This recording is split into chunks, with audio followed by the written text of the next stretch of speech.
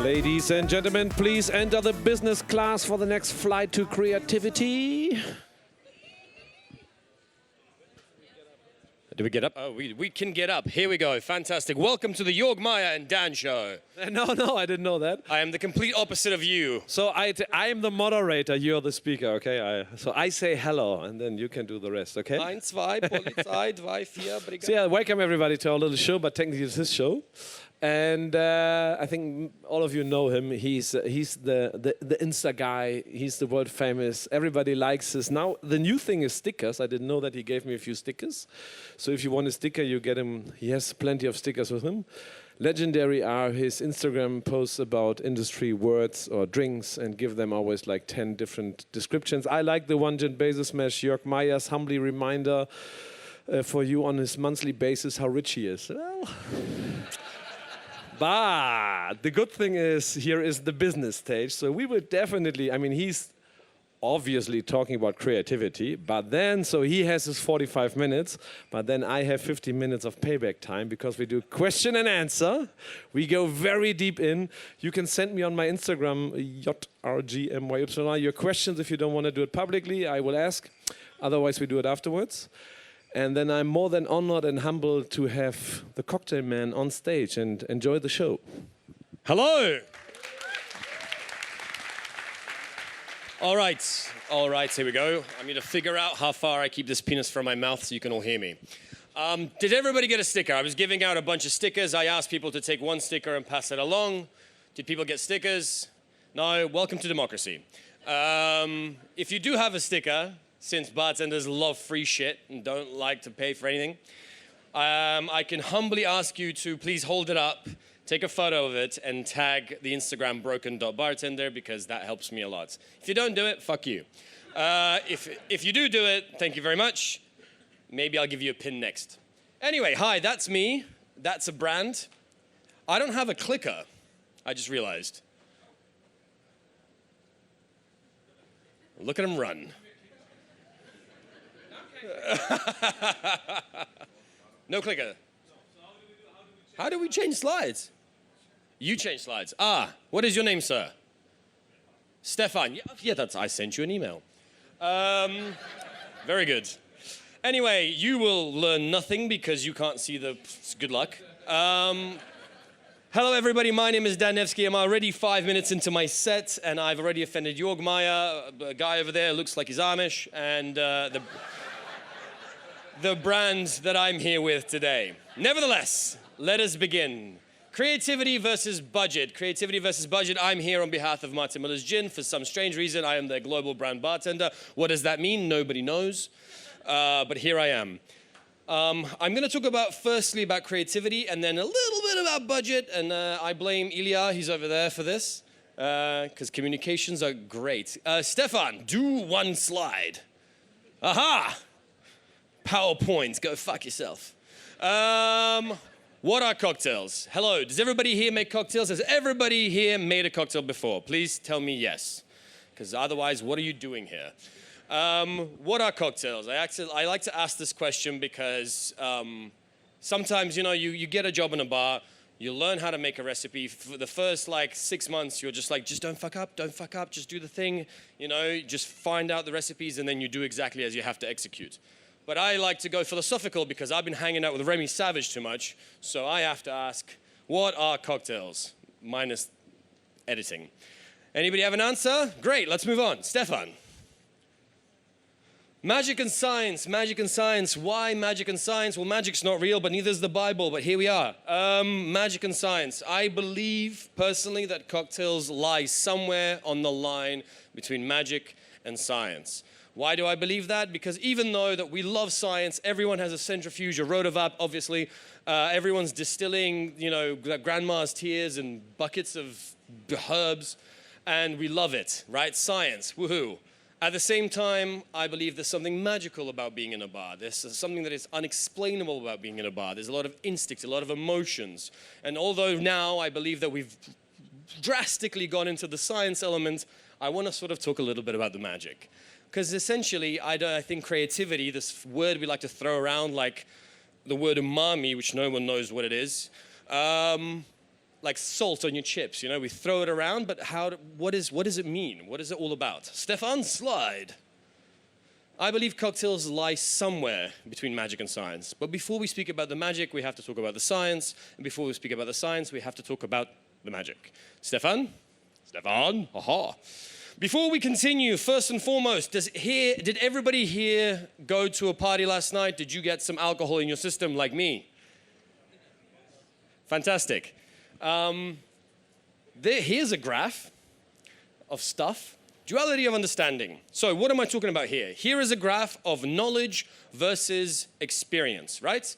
You have the bartender and you have the guest, right? I don't know why I did this graph, but nevertheless, what I want to ask you is, how old were you the first time you had a beer? We're in Germany, so I assume you were born and it's an IV. But well, how old were you when you had a beer? 10, 12, 14, very good. More or less? More or less, very good. The first time you had wine? 16, right, very good. Alcoholics Anonymous. Highballs, your first gin tonic, your first Cuba Libre. Also 16. Animals. Your first tequila shots. I'm not talking about last night with Dom over here. I'm talking about your first shot of tequila, your first shot of Sambuca, your first shot of anything. Still 16. My God, is that how you get like your ID in Germany? You're like, here's a beer, here's a wine, here's a shot, off you go. Here's a bike. Very good. Maybe your first cocktail. Let's think the classics on the beach. You know, we're looking at sex on the beach. We're looking at mojitos, maybe something red and blue and yellow and sparkly and whatever. Do we have an age? 18. Okay, at least we moved up 2 years. Fantastic. So, do you remember your first Negroni? No? What? What language are you speaking? That's not even German. I don't hear any Du hast.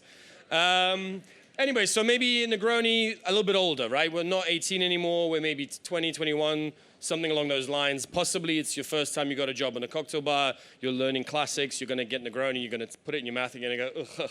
And then like Stockholm Syndrome, you have another, you have another, you have another. And suddenly you go into another bar where someone doesn't know Negronis. You go, you don't know what a Negroni is? Fucking noob. And then you make fun of the other bartender and you get labeled a dick. So Negroni, fantastic, very good. For the first time you made a homemade cocktail, cordial, syrup, infusion, anything like that, how old were you? Maybe a bit older, right? Maybe after the Negroni, right? And your first Rodavap, does everybody remember their first Rodavap? Right, maybe not. The reason I talk about this is because I believe that even though not everyone here obviously has a bookie Rodavap worth 20,000 euros, you all know what that is, right? When I do the joke, we all laugh because we're a part of a community, we're part of the bar world, we know what the fuck I'm talking about. Fantastic. At the same time, and again, this is why I did this slide wrong, is that most guests around the world, and I do this presentation globally, are at mojito level, right? Most guests, they're somewhere between mojitos and Negronis. If you mention Rodavaps, they don't know what it is. If you mention centrifuges, it doesn't matter, right? And nowadays, with the way the bar industry is kind of going, a lot of the time, you know, people come and bring you a drink and you're meant to be having a fun time and they go, this has been spun at 10,000 RPM and fermented with Dave's kombucha and I'm gonna make out with you. Anyway, so the point is, we all know what this is, the guest doesn't, right? Can we all agree on this, more or less? Fantastic. So if we know the science, if we're very smart, how do we get the guests to our level? Because we sometimes talk about this. We're like, it's our job to improve cocktail culture. It's our job to teach the guests how to drink better. Do you think that the only way we're gonna get a guest to drink better is by telling them about the size of our spherical flask in our lab? You are not scientists, guys. I've seen what you look like at 2 a.m. at a Patron party. You are the most removed from scientists I can imagine. Stefan?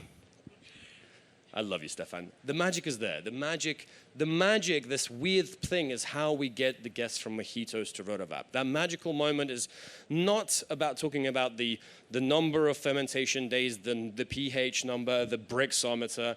The magic is how we get from mojitos to Rotavap. But how? What the fuck am I talking about, right? Stefan? Well, I'm talking about creativity. Again, going back to this, we're going to go around in circles a million times. Luckily now the doors are open, so you're not going to fall asleep. The theories of creativity. Everybody says be creative, right? Be creative. You're very creative. You should do it. Creativity. You pull down your pants, you stick your finger up your rectum, and you pull out a whole bowl of creativity. Fantastic. Stefan? Well, I'm going to talk to you about a few of these theories, and one of the ones I'm going to talk to you about is called the Rubik's Cube theory. The point of me sharing these theories of creativity with you is hopefully, by sharing you different theories of creativity, you will possibly, because you're all adults and you have your own knowledge, you have your own experience, you're all professionals, you'll be able to take some of these and bring them home and possibly apply them, right? Very good? Cool. So, creativity. Everybody thinks creativity is great. Everybody makes cocktails. This is called the Rubik's Cube theory, and I want to ask you, if you are making a cocktail, what are the 6 important elements of making a drink? I'm now going to throw this Rubik's Cube, and I hope you can catch. And whoever catches this Rubik's Cube, I want you to tell me what is one important element of a cocktail. All right, man with massive quiff, look at me. There you go, catch. What is an important element of making a cocktail? Ice, very good. Next question, one more time. One more offer, give me another option. Other than ice. Ice is good though, there's no wrong answers. Ice, anything else? You're making a cocktail, that's it, forget everything else. Forget your Mike's Gin Basil Smash and the millions that he makes. Focus on you're making a cocktail. What is important? Taste, fantastic. Flavor, kind of ingredients. You can throw it back at me. Let's hope that you can chuck. Very good. I'm not going to throw that far now because I can't do 2 things at once. I'm not a, well, I could. Nevertheless, so we have flavor, we have sort of ingredients, right? A man right in front of me. Anything else? Knowledge. You need knowledge to make a drink. Let's talk a bit more basic. Very good, I love it. We're talking a bit more like in front of you. You already have the knowledge. A glass, perfect. Glass, very good, fantastic. Someone over here that looks like they don't want to talk. Ah, the man over here who's falling asleep. Give me something that is important when making a cocktail. You have ingredients already. You have ice. You have knowledge. You're very smart. And we now have, what did you say? You have a glass. What else do we need? When you get a drink and you go, that smells nice. It's called aroma. Aroma, very good. Fantastic. Anyway, so I believe there are 6 elements to making any drink in the world, right? You have, and then Stefan, you can click the thing. Ah, again, theory and why. I think the name, the glass, the smell, the ingredients, and the garnish, and the story ritual are the 6 most important elements of making any single cocktail anywhere in the world. What do I mean by this? I'm going to go through it. When you go into a bar and you see a cocktail menu or somebody recommends you a drink, they will normally recommend it by name, right? All of you are different, you all perceive names differently, however, that imprints a certain concept into your mind. If a cocktail is called Crouching Tiger, Hidden Dragon, and it's given you in a highball and it looks like a glass of water, it is no tiger, no crouching, and no hidden, and no dragon. See what I mean? If the garnish, if it's called Crouching Tiger, Hidden Dragon, but it's a minimalist cocktail bar that doesn't have a name, possibly your expectations versus your final reality are disjointed. They're 2 different things. Cool? You're following? You're following? If I give you a shot of clear liquid and next to it put some lime, a lime wedge and some salt, you're going to assume that is a shot of tequila, yes? So where I'm going with this is we are sort of, through our life, through our different ages, we're kind of taught how to drink certain things in certain ways. If we see a drink that has a mint sprig in it, we assume it's a mojito or the like. Not necessarily the professionals in the room, but at least the guests. And where I'm going with this is that we can use these patterns to craft bars, concepts, ideas, cocktail competition drinks, pop-up drinks, or the like. Now, where am I going with this is that because I'm setting the foundation for what's coming next, more complicated theories, but these are just the basics. But now, Stefan, what next? You've made the perfect drink. You've solved the Rubik's Cube, right? You have the perfect name, you have the perfect glass, you have the perfect aroma, you have the perfect story. Everything is done. It is done. It's a Rubik's Cube that is fixed. What happens next? Anybody? Make a new one. You, sir, need to see a therapist. Well, in theory, if everything is perfect, if this drink is wonderful and it's done, the question we have to ask ourselves is beyond that, right? If this is the cocktail, if this is the Rubik's Cube, and I put it over here, and I put this Rubik's Cube and I put this bottle on it, it becomes a coaster, right? If I put this Rubik's Cube on my head, it becomes a hat. Very shit one, but it's a hat. Very good. If I decide to violently throw it and hurt somebody, I'm sorry, but you're my friend, you'll get away with it. That normally smashes into millions of pieces, does not bounce. Anyway, if I decide to throw a Rubik's Cube at someone's face, it becomes a weapon. Where I'm going with this is concept and context, right? Why are you making this drink? You know, just because the drink is perfect, it doesn't mean that there is a specific why. Are you making a drink because you want it to serve guests that don't know anything about drinks? If you want a drink that's going to be served for more the industry, for more the discerning drinker, are you making it for an event? Are you making it for a competition? The why. Why does this drink exist? You'll be surprised how many times I've come to cocktail bars where the first 5 drinks contain mezcal and amaro. Holy shit. Have you ever seen a guest that has never drunk a cocktail before, having just drunk wine and beer, come in, try mezcal and go, hell yeah? No, they normally go, why does this taste like toe jam?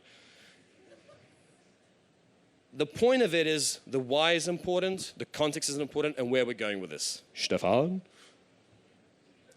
So, now that we know that the why is important, now that I physically abused a friend, and you're all sort of awake, I want to talk about foundationally that every single cocktail in the world has already been put into a family, right? I'm sure a lot of you know this. This is not new stuff. However, I'm going to quickly run through it because it becomes the foundation of the next step. There's only really 7 families of drinks. And yes, nowadays in the modern world, there's a lot of different extra families. They cross over. However, I believe that this is a good foundation for everyone. Stefan, roll. First of all, the punch. And I took the cheesiest photo I could find of what I thought looked like a punch with a maraschino cherry that's luminous red, like your hair. The punch, a 1630, spirit, citrus sweetener, water, tea, juice, fruit, spices, fantastic. Mai Tai, zombie, fish house punch, great. Moving on. We're not going to be boring. Stefan, click the button. The milk punch. Everybody loves a milk punch right now. The most popular thing in the world. The brandy Alexander, the grasshopper, the white Russian. Nowadays, milk punches are usually spiked with citrus and clarified, and we have all the modern milk punches. Again, that's a mix between a sour and a milk punch. But, you know, this is the foundations of drinks as they were remembered. I'm not here to give you a historical lesson. I'm here to sort of set the tone. Next, Stefan. The cocktail. Originally, cocktails were not the all-encompassing term that we know today. Back in the day, cocktails was a specific style of drink, which normally involved things like the spirit, sweetener, water, and bitters with fortified wines. Gesundheit. The Manhattan, the Martini, the Sazerac, the old-fashioned, those were considered cocktails. The cobbler, no longer really in vogue. At the same time, the legend has it that the reason that we have straws, legend has it, is because of the cobbler. Cobblers look like cobblestones. Back in the day, only ladies were allowed to drink cobblers because of sexism. And the whole point is that it's fortified wine, seasonal fruit and citrus. I don't know if you know the story that the mojito originally was a cubed highball. It was not a crushed ice cocktail. The reason it became a crushed ice cocktail because the Ritz-Carlton opened in Cuba and they decided to show everybody the size of their penis. That's a misogyny joke. And so we didn't have refrigeration, we didn't have freezers, so they would take ice from the north of America, bring it down to Cuba, and put ice into drinks. The more ice you had in a drink, the more of a baller you were, right? So having lots of ice means that you're very rich. As a result, the Ritz-Carlton decided that we're going to put crushed ice in all our mojitos. Mojitos were the Ritz-Carlton was being visited by tourists from Europe, They thought, oh, we are such ballers. We have so much ice. And then the mojito became a crushed ice cocktail. Now we know why it's got the most useless amount of soda water in it that does nothing. Moving on. The sour, yeah, I have a pin that says rim me with that glass. Just saying. If you're into that, I'm your man. Spirit, sweetness, citrus, bitters, egg white optional, fantastic. Daiquiri, margarita, sidecar, cosmopolitan. We love them. The most popular type of drink in the world. Everybody loves sours. Moving on. The Collins, spirit, sweetness, citrus, and soda. The Tom Collins, the Kentucky lemonade, the mojito. Fantastic. Moving on. And the highball, yeah, same picture because I suck. Gin tonic, Harvey Wallbanger, very good. Moscow Mule and Cuba Libre. Right, 7 families of drinks, all very similar, all very different. Fantastic. But now that you know, Stefan, where do we go next, right? We know the 7 families of drinks. We can break Rubik's Cubes over people's heads. Where do we go next with regards to creativity? How do we be creative? What is the cost of creativity? What is the budget that comes with the cost of creativity? Well, let's get fucking technical. Science, right? So we know acid, we know sugar, we know texture, we know weight, we know salt, we know piquancy, we know chemothesis. These are all technical terms, scientific terms when it comes to drinks. Have you all heard of this? Has anybody heard of chemothesis? That's the fancy one. Right, chemothesis is ginger, mint, and cucumber. If you put cucumber on your mouth, it feels cool, right? Hendrix Ambassador is getting very excited right now. If you put cucumber in your mouth, it feels cool. It's not actually cool. It could be the same temperature. It's the sensation of cooling.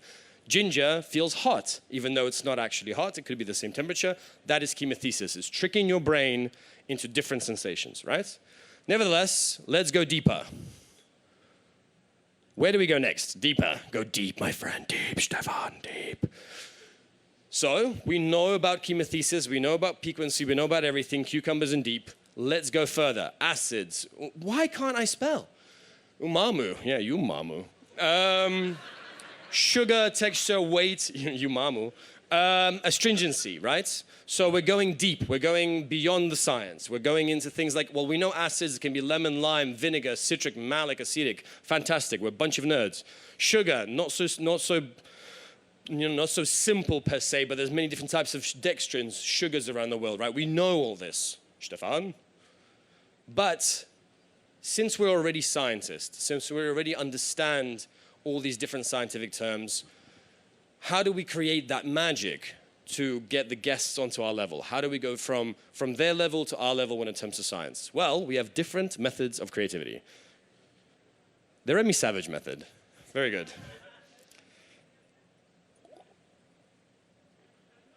All of the things I'm sharing with you today, the exact point of them is to give you ideas to inspire you. For anyone here who has ever been to a Remy Savage masterclass, this is going to be very boring for you. However, the reason I want to highlight this is because of the approach, right? We're talking about creativity versus budget. Phenomenal. However, what is the real cost of creativity? Can we put an ROI in creativity? A good example of this is Remy Savage. For those of you who've heard of him now, triangles and shit, before conceptual menus, right? For those of you who heard of his time during Paris, he was doing conceptual menus where the menus themselves were the philosophical concepts. A very good example of this is a menu he did which was based on architecture, right? So we're talking creativity versus budget. He made the entire team split into 3 groups, and every group had to study for 6 months a type of architecture like direction, a style of architecture, right?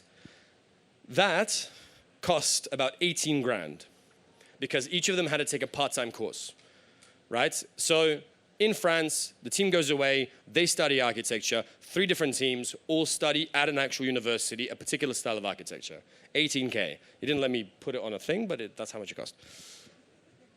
You know, don't want to get sued.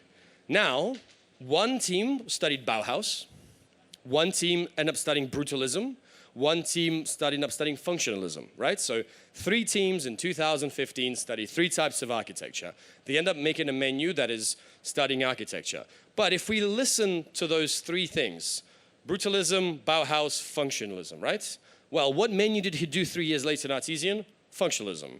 What is his whole company based on right now? Bauhaus.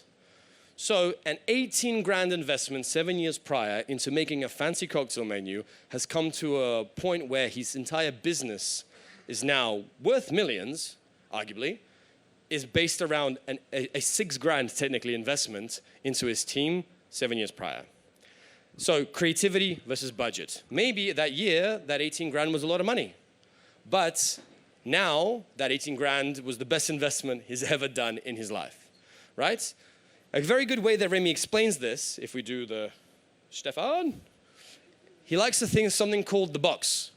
Has anyone ever said to you, think outside the box? Please raise your hand if someone has told you to think outside the box. Phenomenal. What a stupid, stupid idea.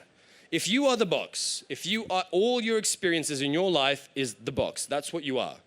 How can you think outside yourself? How can you know what you don't know, right? So Remy argues that if you want to think outside the box, you make the box bigger. You increase the box. And how do you increase the box? Send your team to study architecture for 6 months, pay for it. And then what they study by making their box bigger will come back to you creatively within the team. Interesting? No? Kind of all right? Falling asleep? Fantastic. Let's move it on. There's another method of creativity. This is a creativity method based on the film The Prestige. So Batman versus Wolverine. Very good? Very good. We all like magicians? No? You're all young. Fantastic. The Prestige method. The Prestige is a film based on magicians. There was 3 rules of The Prestige. There was the pledge, the turn, and the prestige. The whole argument is when a magician shows you a trick, that is the pledge. You know it's not ordinary, but you think it's ordinary. The second trick is the turn. That ordinary thing becomes extraordinary. And the third is the prestige. Actually, there was a whole different trick somewhere else all along, but you didn't notice it, and now it appears. Cool? We all got the 3 rules. So, I'll go back 20 years. A bar in New York called Maya Well was opened by a guy called Phil Ward. Phil Ward created a drink called Oaxaca Old Fashioned. Why did he do this? Well, he was in New York. It's 20 years ago. We all loved brown, bitter, and stirred drinks. Agave was not as big as it is now. And Americans, they knew old fashions, but they had no idea how to say Oaxaca. Oaxaca was not a thing, right? Oaxaca. The Oaxaca Old Fashioned contained mezcal, which was a strange term for them, tequila, mole bitters, and agave syrup. 20 years ago, breathtaking, amazing. Wow, no way. Why is it called the pledge? Well, you put that in front of any guest, they'll go, that's an old-fashioned, right? That's a stir drink. In America specifically, they understood old-fashioned. They didn't understand Oaxaca. So that thing that seemed normal was actually not. That's the pledge. The gin basil smash. Here made confidently with Martin Miller's gin. We didn't have the money to sponsor. Ruta has more bucks, but here we are. Nevertheless, the gin basil smash created by Jörg Meyer in Le Lion in Hamburg, 2006, 8? 6 or 8? 2008, right? 2008 it was created. This was the turn. Why? Before that, before Jörg, now Jörg is on Instagram, but he had a blog at one time, and he posted this drink on a blog, and then Germany went mad, and everybody started making gin basil smashes. We didn't think that basil in a cocktail was a thing prior to this, right? It wasn't really, it was like mind-blowing. Oh my God, no way, right? So it is kind of the turn. You gave you a drink, it's green, weird, basil, wow, mind blow. You know, crazy. Nowadays, in the modern times, this is not interesting for us. We're like, oh, we've done it. Fuck it. Most people don't even know how to make a gin basil smash well, but let's not talk about that. The point is, that was the turn. That was mind-blowing at said time, and we moved on. And here is probably the coolest drink I've ever been served in my life. I went to a cocktail competition sponsored by a rum company in 2012. It was a rum Bloody Mary competition. So arguably the most disgusting thing you can put together in a cocktail comp, right? Furthermore, it was a molecular rum Bloody Mary competition. I don't know why, who signed off on this. 10 contestants, I was not competing, I was just an audience member. 10 contestants went up, 10 contestants did their thing. The 11th contestant went up, started talking about their Bloody Mary mix. They went on for 9 minutes until they had 30 seconds left to serve. And everybody was like, yo, dude, 30 seconds, go. And the person was like, oh, no, oh, what's going on? Oh, my God, oh, no. At the beginning of his presentation, he actually put a tomato plant, like to talk about the tomatoes. Turns out, his cocktail was inside the tomato. He'd injected his cocktail into the tomatoes that were already there on stage in front of us. 10 seconds before his time's ran out, he just took the tomato tree and moved it in front of the judges saying, enjoy. The prestige. We did not understand what was going on until the very last moment. The whole trick was in front of us the entire time, but it blew our minds. It was a disgusting cocktail. It was awful. Rum and it was like bouillon and onion. Please stop putting garlic and onion into drinks. They're not good. Unless it's a Gibson, or a martini, they're fine. But don't. No charcoal. Fuck off with your charcoal. No onion, no garlic. Stop. You're hurting the world. And stop getting Jerry Thomas tattoos. Also. It's just weird. Anyway, so the prestige, right? So we had the pledge, we had the turn with the prestige. I haven't seen that recreated, but why is this important? At some point in life, the prestige was a Jim Basil smash. At some point in life, the crushed ice mojito was the prestige. At some point in life, the Oaxaca Old Fashioned was the prestige. We didn't always have citrus. We didn't always have clarified milk punches. We didn't always have centrifuges. We didn't always have rotovaps, right? They are prestige now. But as time moves on, they will become a pledge and they will become a turn because we get used to it. So the reasons I'm thinking about this and the reasons I'm talking about this is how can you use these different rules and different templates to inspire yourself to make drinks in a more interesting and elaborate way. Ideesthesia. Has anyone heard of ideesthesia? I'm going to teach you the coolest party trick that you can't do tonight because you're all here. Here are two different images, two different objects, right? Yeah, shut the fuck up. Don't ruin it. There's I know what it is. We have two different images.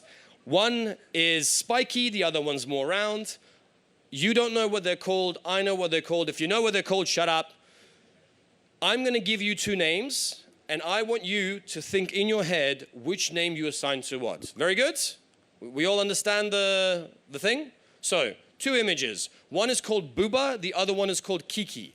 In your head, think which one you think is Booba, which one you think is Kiki. Have we all done this? Stefan? You are really, oh, for fuck's sake. PowerPoint, I love you. You're so good on different computers. Right, Stefan, is the next one the right slide? Double check. No, go back to the old slide. Very good. PowerPoint can suck my balls. That is Kiki, and that is Booba. Very good? Did we all get that correct? 96% of people around the world correctly guess Kiki and Booba. The reason they do that is because the sound coming out of your mouth versus with the visuals that you're seeing in front of yourself is associated. Booba seems like more rounder, more fuller.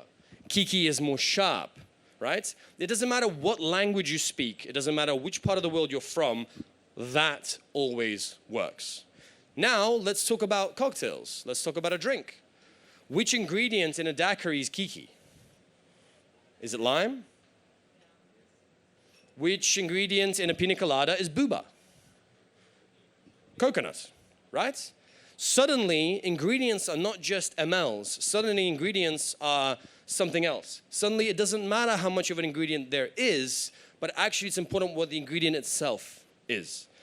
If you have too many lead singers in a band, you have a shit band, right? It's just everyone singing, but there's no bass player, there's no drums, there's no guitar, there's no nothing. So maybe when you're making drinks next time, or if you're judging a cocktail competition, or you're creating a drink for a cocktail competition, or for an event, maybe you have too many Kikis and not enough Boobas. If we remove the Kiki from nacho chips, we just have a soup of nacho queso and chili, right? It's just, that's it, it's porridge. But the nacho chip, the kiki, the crunchiness is what makes it what it is. Cool? Pretty cool party trick? And the best part is you can just take a notepad and you can like draw that and you're like, hey, guess Kiki and Kuka, yo, give me a number. Magic and science. Moving on, Stefan. And finally, Stefan, do the thing. I am never using PowerPoint ever again in my life. Gonna go back to Canva, gonna go back to PDFs. Creativity, why versus budget. The reason I talk about all of this, the reason I mention things about fundamentals, the 7 families of drinks, the reason I talk about adiesthesia, the reason I talk about the Remy Savage method of making your box bigger, is that all of these templates and systems can be applied by you in your particular life, in your particular stage in bartending, whether you're a barback, a head bartender, a brand ambassador, a bar owner. Oh, look at that. That's a trick I learned. The point is you can apply them to possibly what you're doing, right? And that would possibly help guide you in a better way. Now, one thing I want to talk about is beyond the bar, right? Now we're getting into budget. I mentioned briefly that Remy Savage spent 18 grand training 9 bartenders about architecture, and now his entire business is built for it, right? That was a risk. Spending money on anything is a risk. You coming here to this seminar, you paying the ticket to get into Bar Symposium is a risk. Maybe this seminar is not good enough. Maybe by sitting in the front, you're now stuck. You really need to piss, but you can't leave because you're going to look like a dickhead. And so that's the risk you had to take, right? But maybe you learned something, and maybe some of these theories of creativity can be applied in your life in a positive way. One of the biggest risks I took this year is I spent 10,000 of my own money and 10,000 of that guy's money. Never spend your own money. Into a cocktail competition, right? We said there was no PR firms, there was no press releases. We just said, hey, we're going to bring you to Colombia. We're going to have a fully anonymous cocktail competition. Well, bartending competition, not a cocktail competition. We had 4 stages. The first was a knowledge test that was timed. The second was a cocktail submission. The third was a create your own bar concept through AI. And the fourth, we're announcing the winners in 1 hour, was a 5-year letter of ambition plan as well as a personal cover letter. Now, that seems like something that's very linear, very simple. However, we did certain twists. First of all the knowledge tests were randomized, even though there was some mistakes. They were randomized, and you only had a time limit to do them. The cocktail submissions, the bartenders who submitted had to judge other bartenders. So we had a judging vote, and the bartenders judged themselves, right? The point of that is that to get bartenders to stop thinking as just bartenders when they send in a drink and get upset at each other because they didn't get in, and oh yeah, that guy won or that girl won, or they won because they're from that bar. No, the amount of people that realize that the way they submit cocktails is so stupid, and the way they write the ingredients is so dumb, that suddenly they changed their way. It was a learning process. It was a competition that became a learning process. AR bar design, we made them create their own bar. We made them think like bar owners. But all of that is nothing compared to if we open this link. Stefan, that's your cue. Stefan, click the link. Very good. This was a submission made within 72 hours for a cover letter and a 5-year plan. I don't know who this bartender is because they had to use an anonymous number. I still don't know who this is. I have to call them in 1 hour, tell them they're coming to Colombia. This is the winner of Europe. You can accept the cookies, Stefan, because then they go away.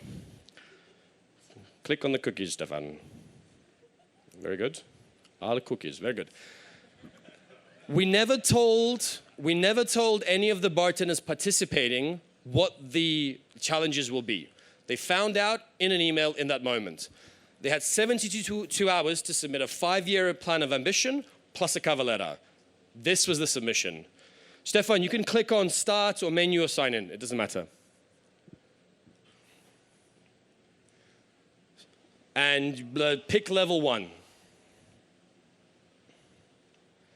The person had to come up with the idea, had to design it, had to somehow create an interactive presentation. I've never seen this before, where they explained their 5-year plan of what they want to do, which involved everything from their personal plan for themselves as well projects they want to do.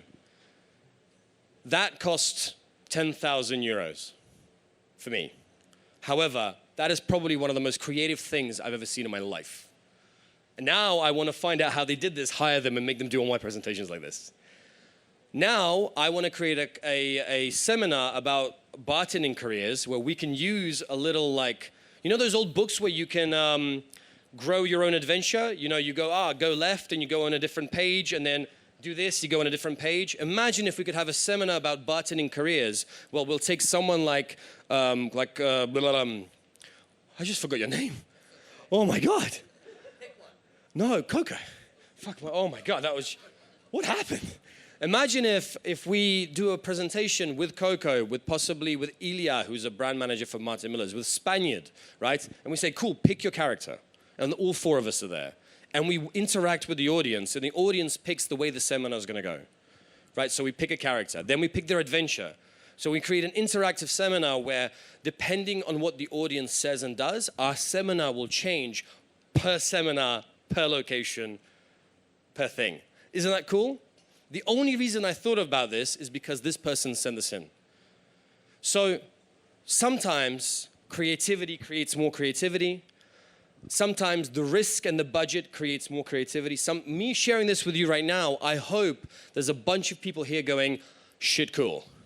And you're getting loads of cool ideas of how you would possibly develop this concept. Stefan, go just click stuff. Just click on things.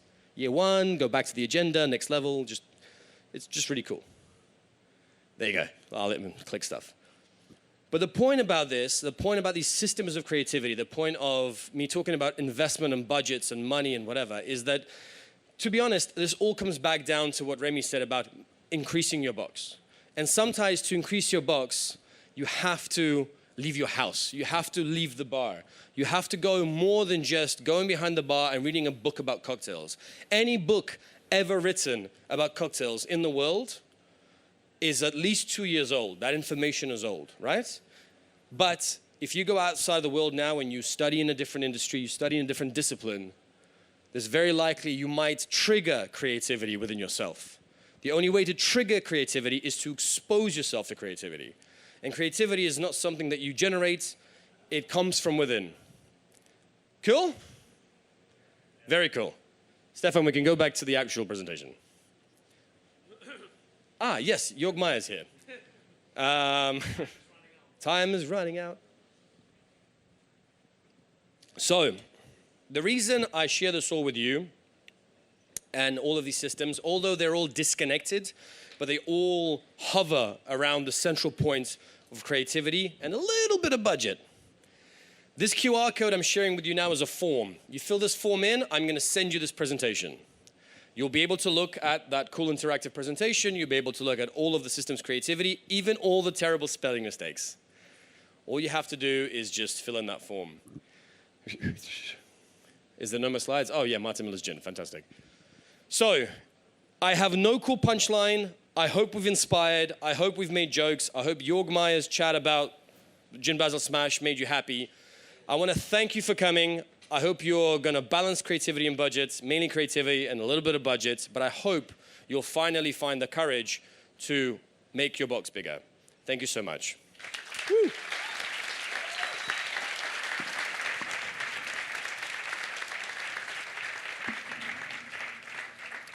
Awesome, thanks. So I already received a few questions. Yeah, but we are here on the business stage, so... Yeah, who wants the rubrics? I cannot pronounce that.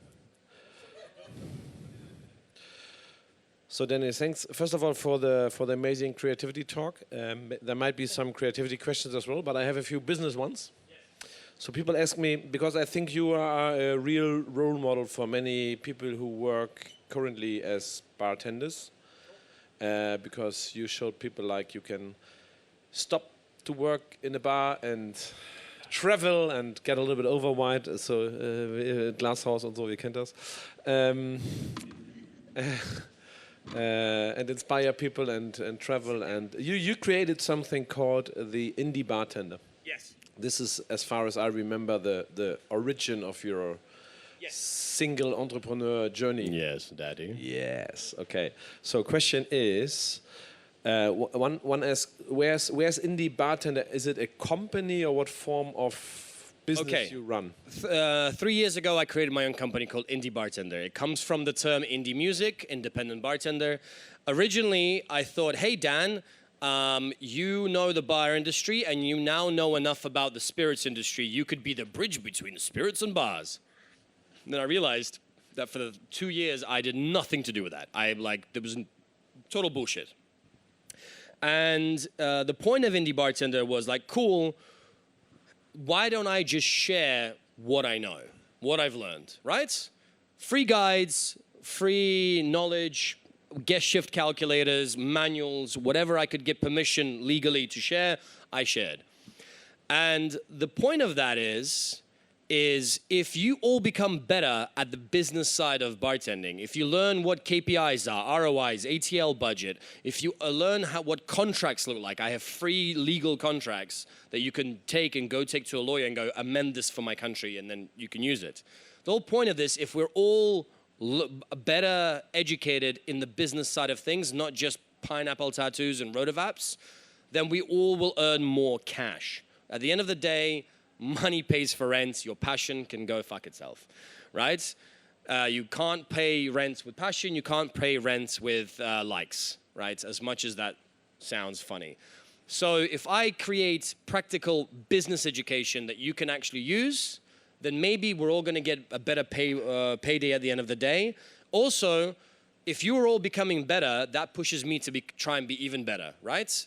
Because if everyone around is good as you, we're all competitive. Bartenders are super competitive. Bars are competitive. Cocktail competitions are competitive. If everyone around you is great, you're pushed to be even better. Does that make sense? Mm-hmm. And that will sort of create a tide of everyone's better, so we have to be even better. That means we're going to get paid even more. You know, hopefully it will create an avalanche of positive, net positive things. Nice. So the question is, what's the setup of it? Is it a company? Where are you based? What is the... I am based in Barcelona. The setup of the company is very simple, right? All of you here are unique and individual. You have your skills, right? For those of you who've been working in the bar industry less than 5 years, you're still getting there. You're still getting into it. The point is to create a new type of job for bartenders, a new future. They can become indie bartenders, right? Just like the word influencer didn't exist 10 years ago. We didn't understand it. Now, if somebody's an influencer, as much as you hate them and want to punch them in the face, you understand what they do. They possibly create content, they get paid for it. Very good, right? What if we can create a new possible job for bartenders? What if they don't have to become brand ambassadors or consultants, which is fucking weird, or stay in operations? How does indie bartending work? You treat yourself as a brand. Like, that's you. You create a brand plan for 12 months. Where you're going to go, what are you going to do? You're going to budget it, and you're going to finance it. So you need to put your own money in, creativity versus budget. You need to put your own money in. You're going to go to these places, create this content, do this thing. And then you're going to go to brands that match your personality. Not everyone can be a tequila ambassador with a wide rim hat and no socks. Or a Diageo ambassador who's always wearing tweed in all weather. If we're all unique and individual, and we have our own individual skills and we're good at what we do, maybe those things are not always linked to a very specific thing. You have more than just one seminar. You're multi-talented. Okay. Bartenders are multi-talented. So you finance that brand plan, you budget it, you finance it, and you find brands that you can fit into that brand plan that match you, and then you work together. The first brand, and whatever that costs, the brand has to match that cost.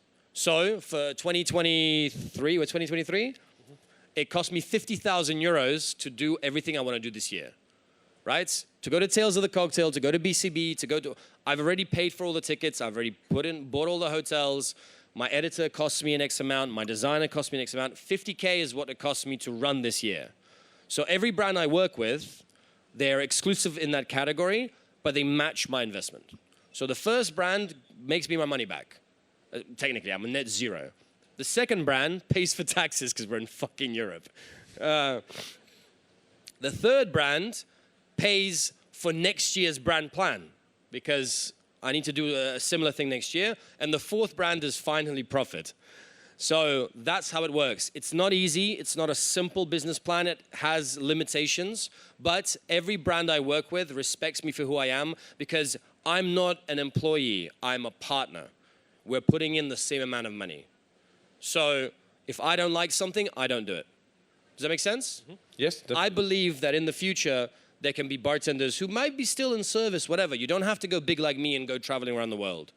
But I think that we can have indie bartenders in every region. My job now is to create the proof of concept, create the system, and then I'm going to start recruiting indie bartenders and help them, teach them to do what I do. This fund is step one in that recruitment process. Mm-hmm. I have 1,000 people who have applied. I see they're smart. They can make drinks. They have ideas. They can create cool presentations. That's who I'm going to train. Mm-hmm. I'm only going to work with people who are engaged and are willing to work.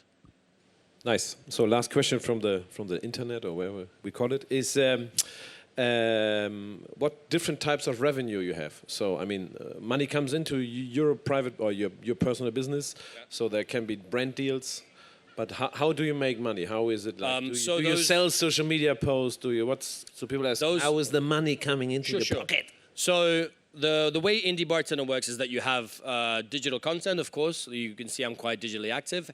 And you have this, seminars, guest shifts, activations, and whatever. So when I make that plan, where I plan to go. Of course, I reach out to the bar shows in advance. That's why I create the calendar for everyone. So that you know when... I'm literally doing everything open source. The point is, here's what I'm doing. You can see it. You can do it yourself. Here it is. If you're smart enough, you don't need my help. Successful, hardworking, talented people don't need anyone else to be good at their job. They just find a way to fucking do it. Those that need some help, need some guidance, I'm here. And the way the money comes from is those partnerships. So in 7 days, we're going to announce my fourth partner. I can't reveal legally until that happens. I'll have my fourth partner, no more. Otherwise, I'm going to look like a cheap prostitute because there are too many brands, too many stuff. I only have one partner exclusively in every category. They match the investment, so you can do the numbers. Fourth partners, that's how much money's coming in this year. Cool? Okay, cool. 50K is what it costs, 4 partners, 200K. So that's the money. But that's not in my pocket. Taxes, next year's plan, like that's why I explained it. But I'm able to travel around the world. I'm able to do what I like. I'm able to create content. I'm able to create a fund. It's funding everything I need to do next. Does that make sense? But that at least gives you some numbers. Happy? Awesome, thanks. So questions? Somebody has questions? Anybody awake? Otherwise, I have a question. Go for it. I saw you just founded another, I forgot the name, but you founded, so now you start to sell merch, or no? Broken Bartender. Yeah, the stickers I gave out that nobody took photos of. Very good. Yeah, sorry. And they are not made for suits, by the way. You have to work on that. But no, yes. You sell bar tools or something like that? No. So they're pins, they're stickers, they're going to be T-shirts, they're going to be caps. There's lots of stuff coming over the course of the year. Only quality, only like... I don't want to sell bullshit merch that nobody wants to wear. They're all kind of based on my sense of humor. 10% of all profits go into the fund. So the idea is that I didn't know how much the fund, how it was going to work. I didn't know I was going to get the money back. Oh, I'm not going to get the money back because there's no sponsors. It's just my own money. So I didn't know, like, how could I create something that's going to help feed that? The competition as it is now is only going to run for 2 years. Then we want to become an investment fund for bartenders. So bartenders will be able to apply with cool ideas. You want to start a new startup. You want to open a bar around the world. You'll be able to apply, and we might help you do that with all the knowledge we have. That's the future end goal. But I can't do that with 10K. 10K is not enough to help a bartender start a bar. So I need to find a way to create revenue. So that's the Broken Bartender. It's all the jokes that we do at 2 a.m., drinking shots and having beers, but apparently it's too taboo to talk about. Fuck that. I don't give a shit. Nice. Cool.